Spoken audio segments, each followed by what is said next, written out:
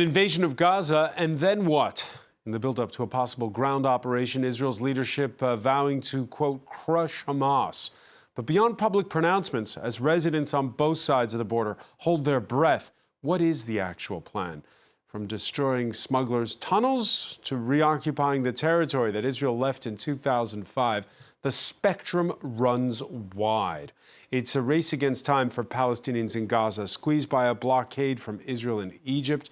We'll ask about moves to let aid in and civilians out of the Gaza Strip. A long war, that's what the prospect is. And that would also mean Israelis and the regional partners with whom they've normalized ties of late have to manage the optics of the Arab world, watching as a humanitarian catastrophe unfolds. How will hardliners tap into that sympathy for the Palestinians, particularly Iran, whose foreign minister sat down Sunday in Qatar with the civilian leader in exile of Hamas, amid fatal skirmishes between Israel and Lebanon's Iran-aligned Hezbollah movement, as the U.S. Secretary of State returns to Tel Aviv for the second time in days? We'll be asking. Today in the France 24 debate, that wait for the ground invasion. And joining us from Nicosia, Cyprus, Kobe Michaels, Senior Research Fellow at Tel Aviv's Institute for National Security Studies. Welcome to the show. Good evening. From London, Hisham Helier, Senior Associate Fellow in International Security Studies at the Royal United Services Institute think tank. Thanks for joining us. Thank you very much. And thanks as well to Nadim Houri, Executive Director of the Arab Reform Initiative think tank. Good to see you. Good to be here. The France 24 debate, where you can join the conversation you have on Facebook, Twitter, Instagram, the hashtag F24debate. This Monday, this week, began with denials. Denials of a ceasefire, denials of the opening of the Rafah border crossing. More than 1 million Gaza residents have moved south since Friday's warning by Israel's military to vacate northern Gaza. So far, though, no offensive. Charlie James has the latest. From north to south, heavy bombing and unbelievable destruction. Airstrikes turning entire city blocks of the Gaza Strip into burnt-out shells. Gaza City was ordered to evacuate by the Israelis. Still, bombing victims continue to stream into the enclave's largest hospital. But there is little relief for the injured. No painkillers remain for those with broken bones, burns, and lost limbs. It's not safe in the south either, where many of the displaced have headed. The city of Khan Yunis was bombed overnight. Rescuers pull bodies out of the rubble, including those of children who fled from the north. Across the city, children find comfort in numbers, playing together and well aware of the chaos and danger. 13-year-old Omran has dual Palestinian-British citizenship. There's homes have been destroyed. There's people sleeping on the streets. You can see rubble nearly everywhere you go. It's horrible. There's fires, smoke, anywhere you look. Desperation is mounting among the millions of Palestinians trapped with little food or water. The WHO warning time is running out. After 24 hours, it will be a real catastrophe. No fuel, therefore no electricity for all the inhabitants of the Gaza Strip in general and for the medical establishments in particular. In Rafah City, just a stone's throw from Egypt, people pray for loved ones killed in Israeli airstrikes before burying them. Safety is just over the border, but inaccessible to them. And we've gotten breaking news, Nadim Houri, the European Union to launch a humanitarian air corridor to Gaza. Of course, difficult to see how that will happen anytime soon after reports that are yet to be confirmed of fresh strikes near the Rafah border crossing in the south. Look, I mean, any humanitarian aid is necessary, but let's not kid ourselves. The underlying issue here is what's the end game? And the end game must be to change the approach of Israel to Gaza that it has adopted since 2007. That's an approach that basically is seeing violence not just every year, but actually on a daily basis. But we don't talk about it until actually it overflows to Israel. And that approach is short-sighted. It hasn't weakened Hamas, it has strengthened it. And today, probably Hamas is even more popular with the Palestinians than it was even before. So we need a really fundamental shift. The international community has been absent. And actually, giving humanitarian aid right now, while essential, you need to first stop the ongoing bleeding. And I think this is what needs to be emphasized today. Let me ask you, Kobe Michael, a couple of questions on this before I get you to react on what you just heard from Nadim Houri about the long game. Many were expecting that the offensive would begin Saturday after that 24-hour call by the Israeli military, ultimatum, depending on how you phrase it, telling residents of northern Gaza to move. It didn't happen. Any idea why? Good evening. Because we have to make all the preparations in order to assure that the ground forces mission will be accomplished successfully, and all the military capacities of Hamas will be destroyed. And we have to be very careful in this regard, because we know that Hamas is waiting for us. We know that Hamas set traps there. We know about all the underground city in Gaza. We know about all the compounds of Hamas inside civilian facilities, including Shifa Hospital, which it's an Hamas compound on the ground and under the ground. And therefore, we have to make the required preparations in order to remain safe and to assure that the mission will be accomplished successfully. And we have to collect more intelligence, more accurate intelligence in this regard, in order to be very effective. The last hours, Kobe Michael, these reports that are coming in, we'll see if they're confirmed, of our shelling near the Rafah border crossing. What's your reaction to that? I have no any specific details about that, but if there is shelling there near Rafah, it means that there are indications, very solid and reliable intelligence indications about activities of the military wing of Hamas there, or any military assets of Hamas there that should be hit and bombarded. Like all the other military facilities of Hamas. And unfortunately, it should have been done long ago. And now it has to be accomplished. Speaking in the company of his French counterpart earlier, Egypt's foreign minister saying he's still waiting on a signal from Israel's government before an opening of the Rafah border crossing, one that would allow humanitarian aid in and foreign nationals to come out. The U.S. Secretary of State is back in Israel after visiting Egypt and pressing for that opening of the Rafah crossing. We have put in place, and Egypt has put in place, a lot of material support for people in Gaza. And Rafah will be open. We're putting in place with the United Nations, with Egypt, with Israel, with others, the mechanism by which to get the assistance in. Hisham Helier, we're waiting for a truce. We're waiting for a ground invasion. What's your reaction listening to Antony Blinken? I think the Secretary of State made a goodwill gesture, hoping that what had been agreed would be fulfilled. Of course, there are lots of moving parts to that particular agreement. And, when you have Rafah being bombarded, this is the fourth time since last week that it was bombarded.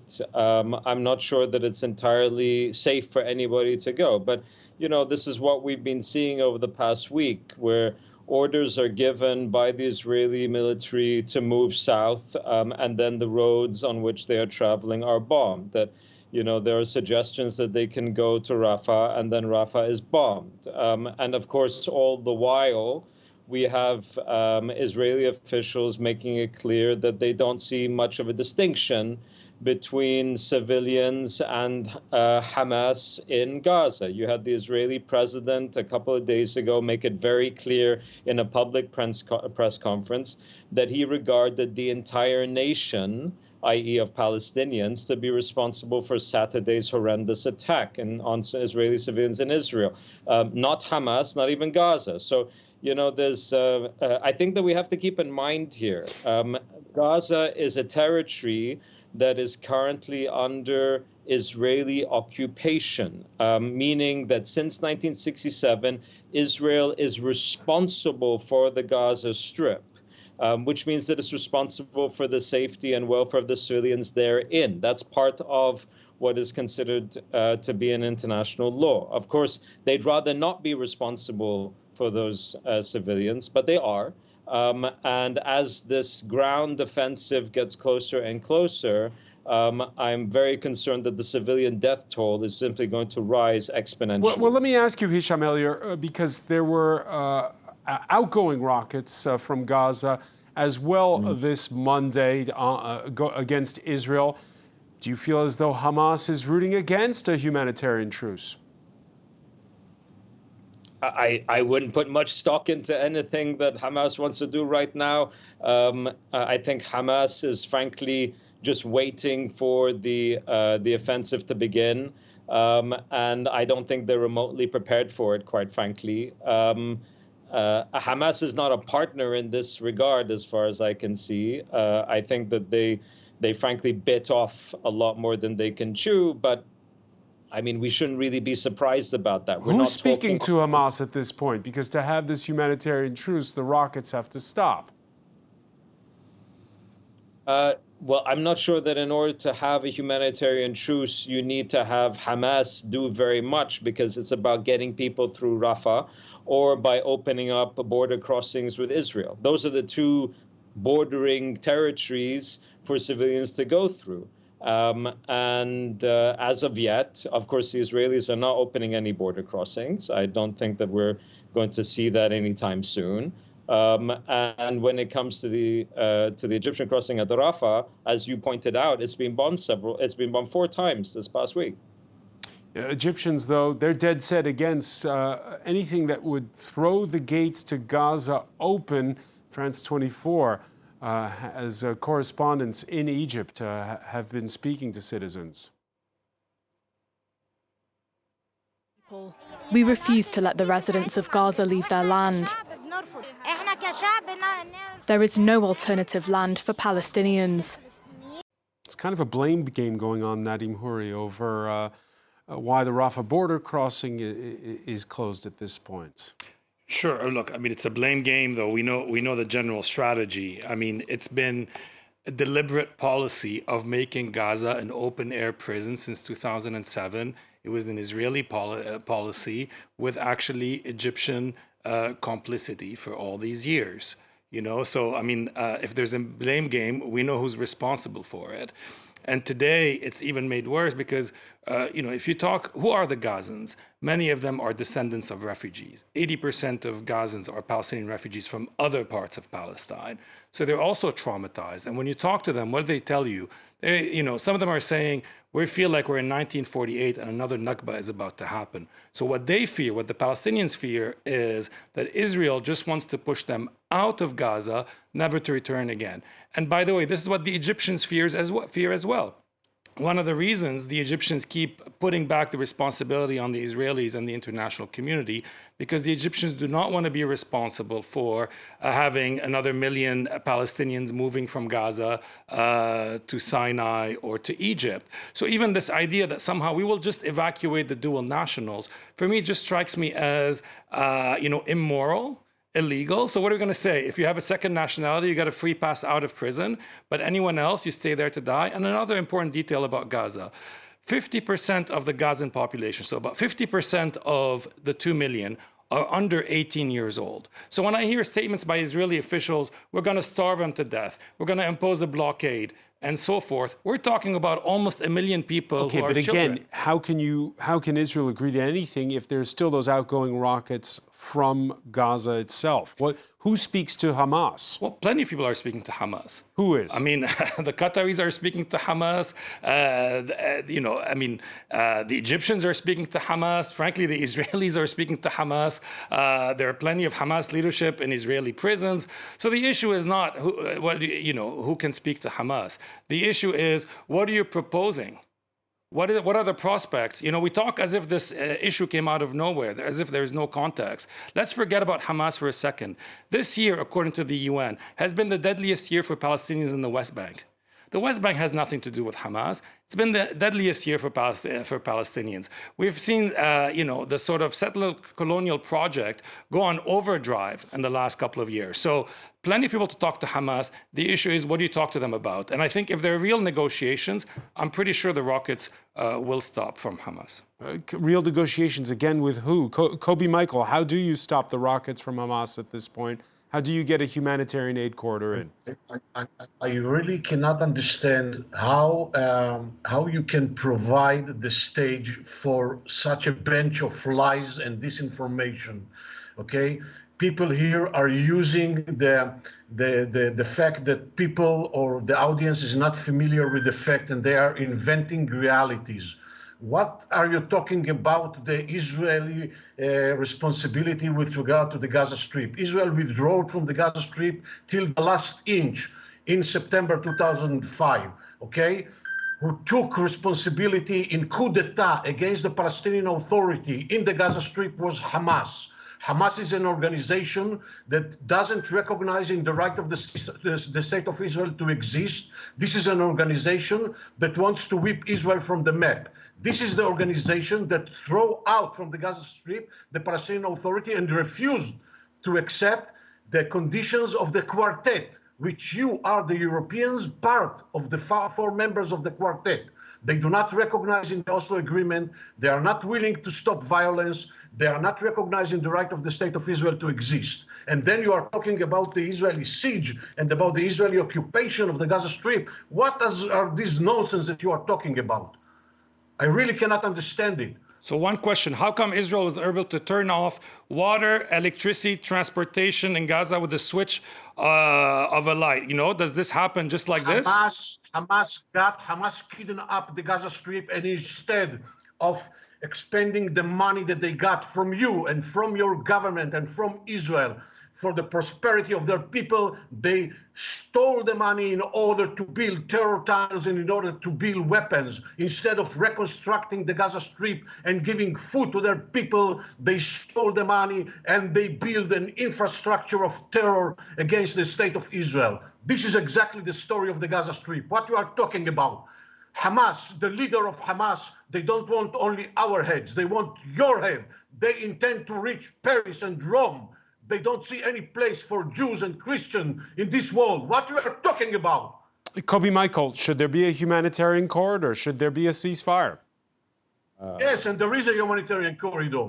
But when you are talking about the humanitarian situation, did you ask yourself, what is about the humanitarian situation in Israel? What about 400,000 of Israelis that were evacuated from their homes, that were murdered, that towns in Israel, Ashkelon and Netivot and Sderot, are evacuated, that all the area, the agricultural area, which is responsible for the production of 75% of the agricultural production of Israel, is eliminated now. And I don't know when it will be recovered.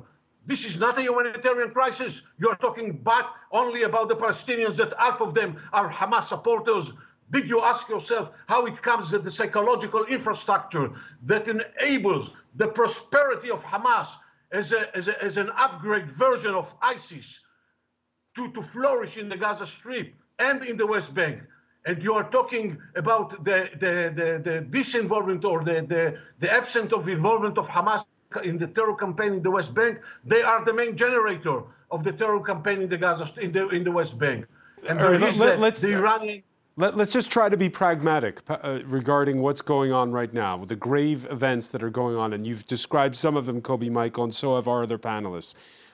Israel's military putting the number of hostages in Gaza at least 199. On Sunday, Prime Minister Netanyahu met with some of the families of those abducted by Hamas, and theirs were generally calls for careful consideration. The families saying they demanded all avenues be explored, including through contact with Hamas, leaders of Arab countries, and other influential figures, quote, in order to lead to their immediate release. How do you factor in, Kobe Michael, those hostages? We have to use all the possible channels in order, first of all, we are talking about the humanitarian aspect, okay? So the humanitarian aspect compels Hamas, first of all, to release all the citizens that they kidnapped to the And who negotiates with Hamas? There are the Qatarians, the Germans, the Americans, and many others who are willing to negotiate with Hamas. And I think that most of the hostages became to be a sort of a liable for Hamas and not an asset for Hamas, at least with regard to the elders, to the children, to the women there. I don't think that this will be an asset for Hamas. On the contrary, and I think that they have an interest to improve even their image vis-a-vis the international community to find a way to release them. They will try to maximize their benefits, and maybe they will try to pressure Israel to give something in return. I don't think that Israel will be willing to do that at this stage, but I think that at the end of the day, there will be found a sort of a solution, at least for part of the hostages. Hisham Elier, you agree on the hostages? No, I don't, and I'm a bit stunned, to be honest with you, because we're talking here about the analytical realities of facts on the ground. And the facts on the ground, the realities in international law are just extremely clear. Gaza, the West Bank, and East Jerusalem are all considered in international law and by the United Nations as occupied territories, and the occupying power is the State of Israel, which means that they are responsible for the inhabitants therein. That's simply not an opinion, it's fact in international law. There is a humanitarian crisis underway in the Gaza Strip, which the United Nations has made very clear, the European Union has made very clear, which is why we're talking about humanitarian corridors, which is why we're talking about electricity being cut, and food and water being withheld, and fuel, and so on. To compare this to what's going on in Israel right now in terms of a humanitarian crisis is really quite extraordinary. The towns in the north of Israel that are currently being evacuated, these towns are not being bombarded by one of the most sophisticated military machines in the world, and those people will go back. Whereas what we're seeing in Gaza is a population of 2.1 million in one of the most densely populated areas in the world, more than half of them being asked to go to the bottom half of the territory while the north is being bombarded. So, I truly hope that all of the hostages and all of the civilians are immediately released and go back home safe and sound to their families, because that's where they ought to be. But I do think we need to just frame this discussion appropriately, and irrespective of how hot emotions might run, there can't be a complete ignoring of the incredible human and humanitarian catastrophe that is unfolding in front of our eyes, which is why we have so many concerns. But Hisham, let me just ask you, how do the hostages change the equation? They change them in two ways. One, I think this means that the Israeli military is going to be considering particular strategies for going into Gaza, which will minimize the risk of hostages being killed. I don't know how much of that is going to mean a delay and how much of that is going to mean different operations being taken place. Your guest mentioned more intelligence being needed to locate not only the hostages, but where Hamas is and so on. But if the hostages were all to be released, I don't know if on Hamas's side, and I'm trying to imagine here because this is a terrorist group, I don't think that that would mean that they would not face immense retaliation and reprisal. And the idea that there would be negotiations, I don't think anybody is in the mood in Israel to negotiate with Hamas on any level. As I said, you have an Israeli political elite right now that are united on this particular point. As I said, the Israeli president himself said that it's an entire nation that is responsible for what happened on Saturday, not Hamas, not even Gaza, but the entire nation of Palestinians. When you have that sort of language, when you have the language of cabinet ministers that are talking about the mistake that was made in 1948 for Palestinians not all to be kicked out of their homes, and that's why you have Palestinian Israelis today.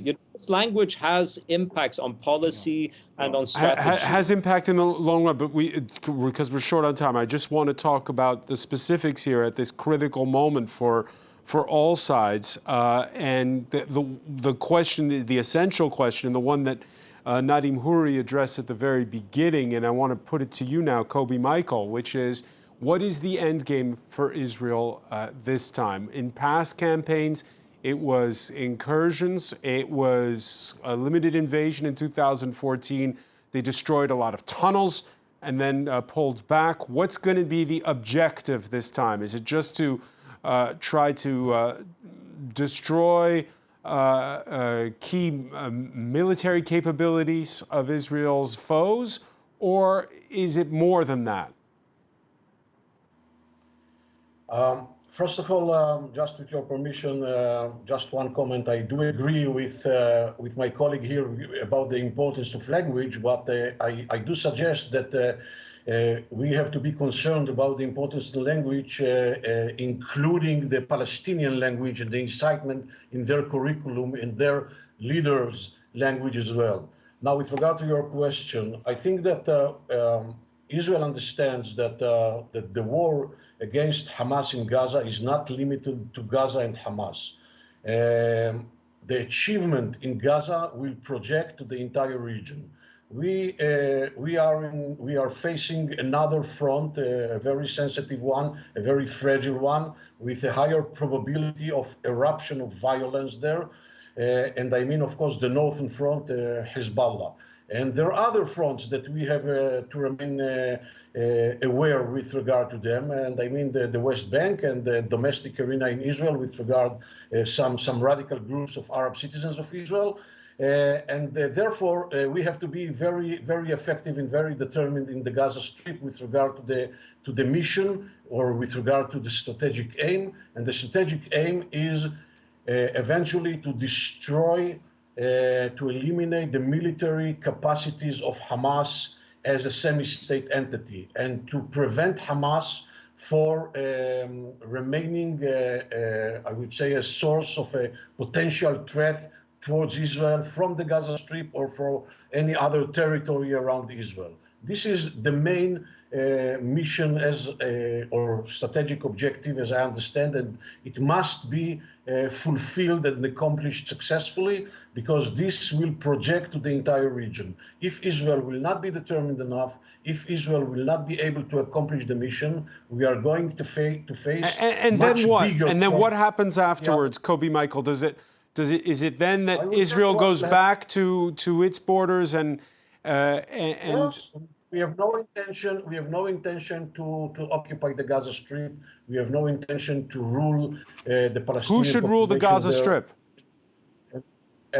I think that it will be a sort of an evolutionary model that might begin with the presence of international mission force, or maybe an inter-Arab mission force that later on, together with a sort of local ship, will prepare the right conditions for the returning of the Palestinian Authority to an effective control in the Gaza Strip. I think that this should be, at the end of the day, the preferable model, that the Palestinian Authority will return to control effectively the territory and the population in the Gaza Strip. But the Palestinian Authority cannot do it in the first stage due to internal and domestic circumstances as well, because of the Palestinian constituency that will perceive the Palestinian Authority as a collaborator with Israel. And therefore, there should be a sort of evolutionary model that will begin with an international force or an Arab force, with local leadership, and with the preparations of the condition for the returning of the Palestinian Authority. Israel does not intend to remain in the Gaza Strip. Nadim Houri, the Gaza Strip's been a hot potato since 1948, really.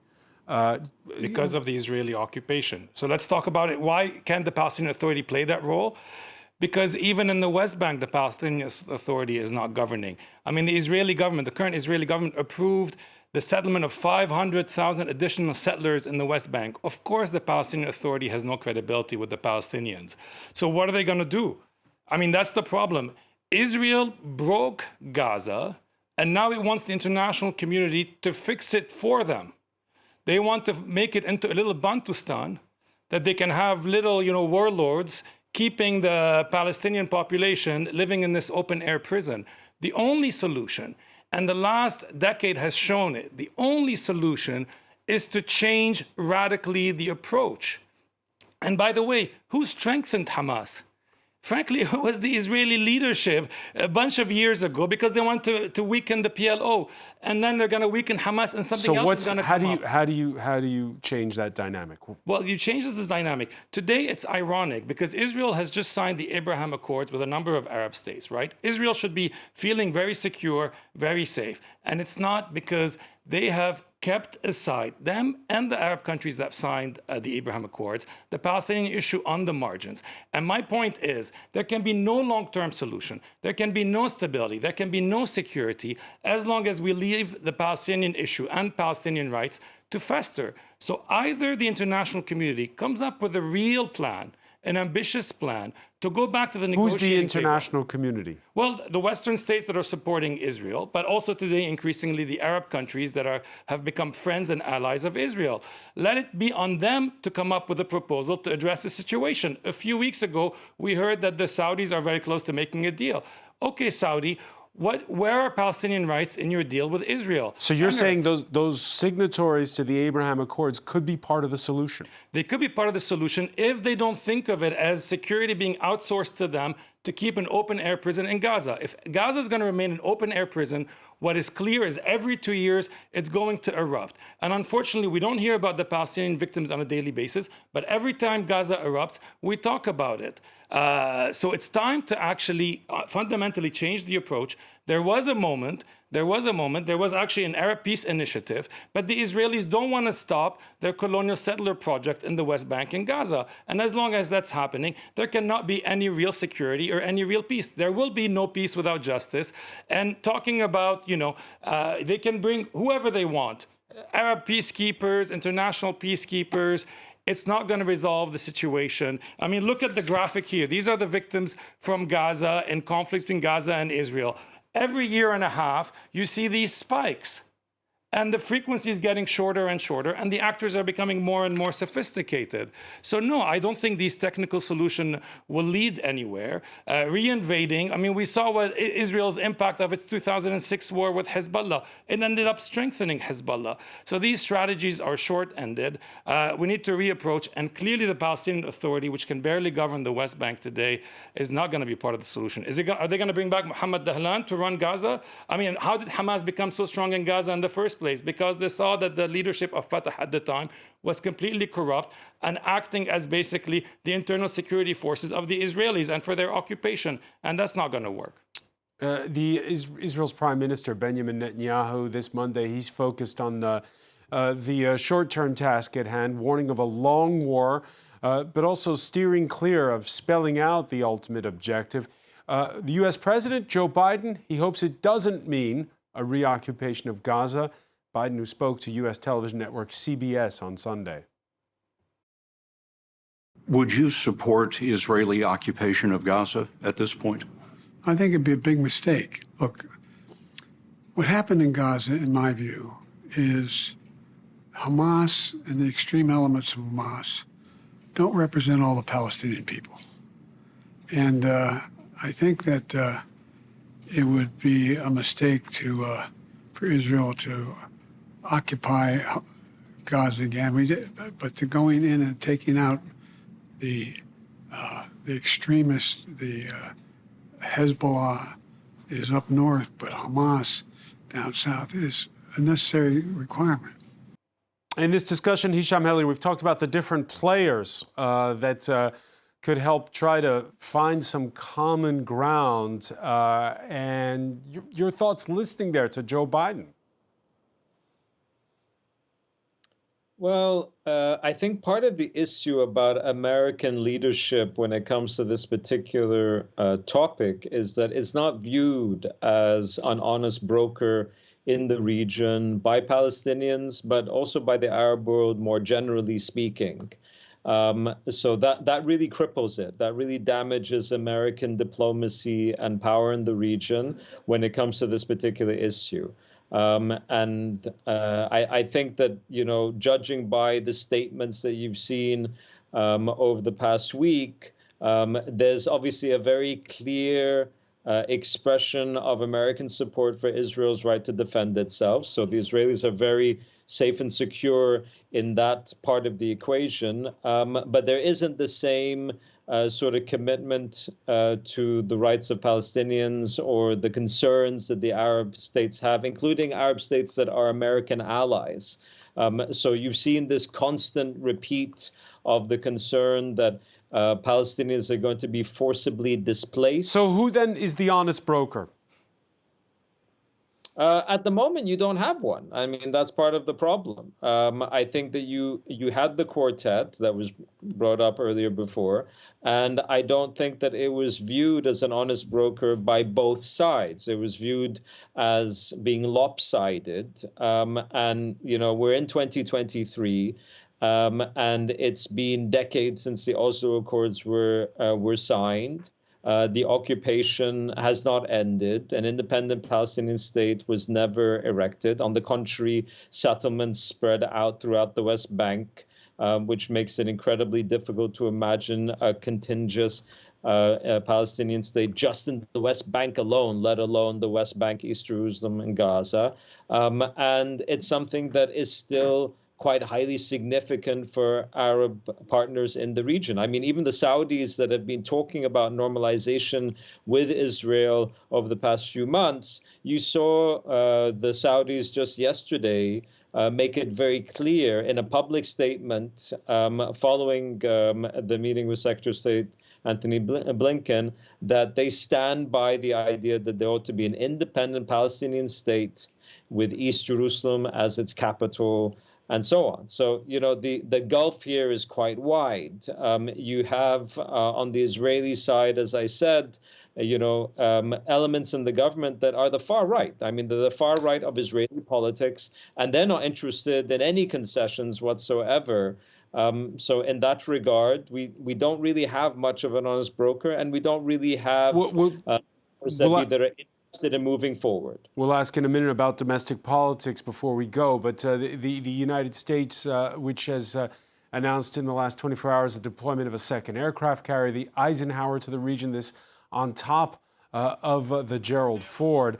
On Sunday, Iran's foreign minister, after traveling to Beirut and to Syria, traveling to Qatar and meeting with the exiled leader of Hamas, Ismail Haniyeh. The venue, again, Doha, where Haniyeh lives. Let me ask you, Kobe Michael, what's the role of Qatar? Because on the one hand, acquiescing when the United States asked for the freezing of that money for Iran, but on the other hand, playing broker for this kind of meeting. Is it good to have some place where there can be meetings like this? What is the role of Qatar? Personally, I think that Qatar plays a very risky game. They have their strategy with regard to their to their policy in the broader Middle East, and they support almost everyone in order to gain a sort of an insurance policy due to their weakness and their small dimension. But in the very same time, Qatar is a broker between the United States and Iran, between Israel and Hamas. But in the very same time, Qatar is one of the biggest supporters and providers of Hamas. And personally, I do not trust the Qatarians. And I think that this is an opportunity to minimize the Qatarian role and to increase the role of the other players here in the region instead of the Qatarians. And regarding Iran, is it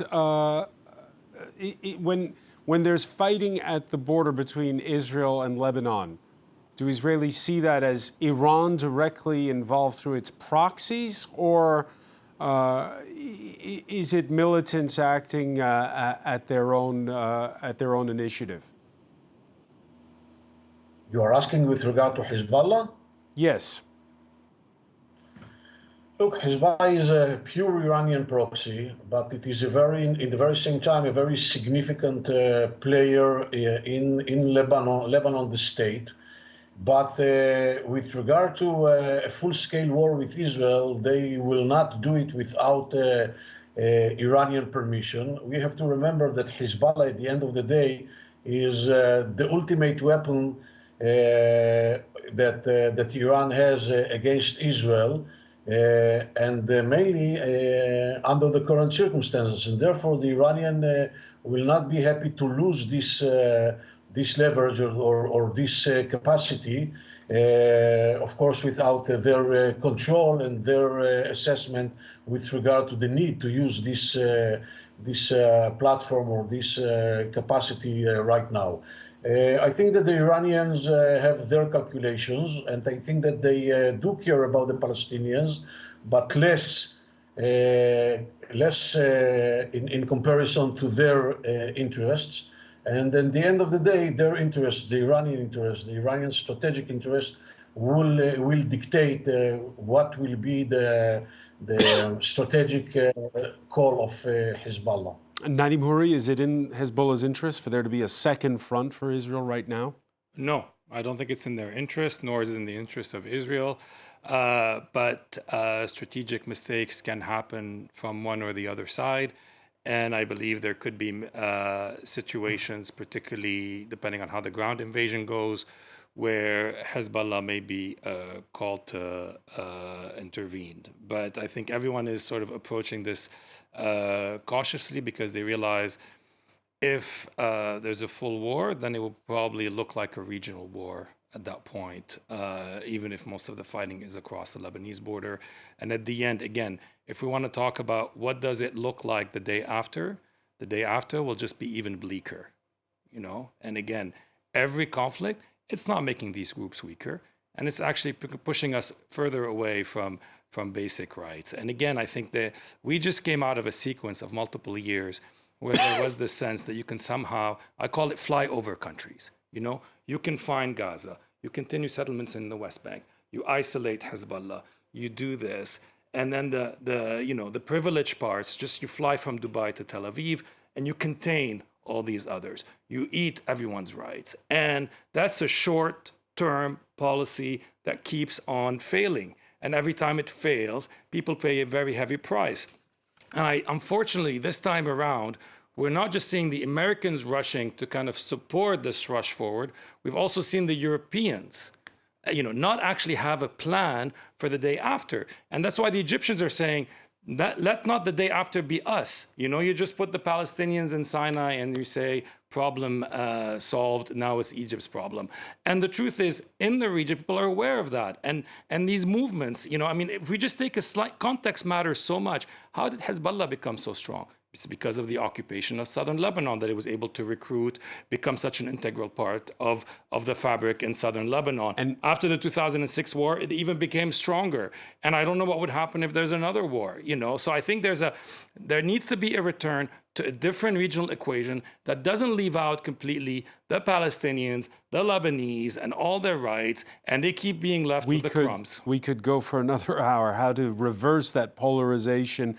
Nadim Houri, I want to thank you. I want to thank as well Kobe Michael for being with us from Nicosia. Hisham Helier in London, thank you for being with us here at the France 24 debate.